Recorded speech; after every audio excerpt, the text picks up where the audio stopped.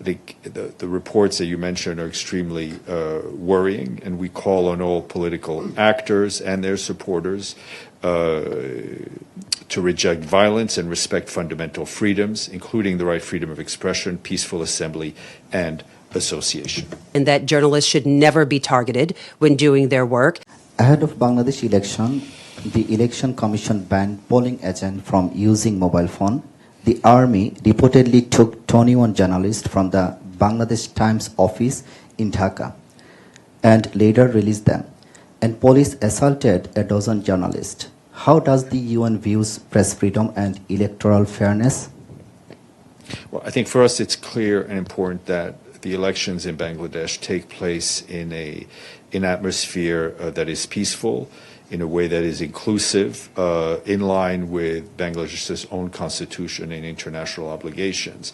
I think the reports that you mentioned are extremely worrying, and we call on all political actors and their supporters to reject violence and respect fundamental freedoms, including the right freedom of expression, peaceful assembly, and association. Did the UN receive Bangladesh request for assistance from the OHCHR in investigation student leader Sharif Osman Hadi's killing? And how does it plan to support a transparent and accountable inquiry? I would ask you to ask that question to our colleagues at the Human Rights Office in Geneva. Okay, thank you. Bangladesh Election Commission has banned polling agents from using mobile phone.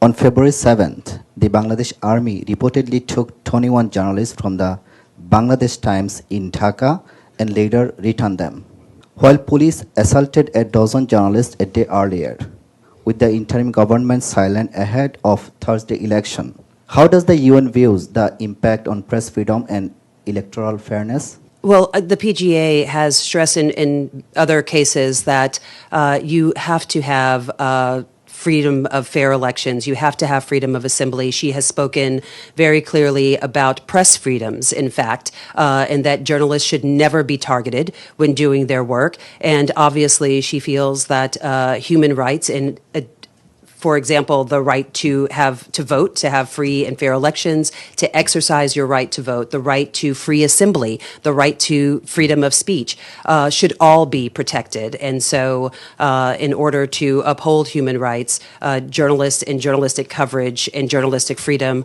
are key to that, and people should be able to vote in free and fair elections. So, Bangladesh has requested assistance from the UN OHCHR in the investigation of student leader Sharif Osman Hadi's killing. Has the UN received this request, and how does it plan to support a transparent and accountable inquiry?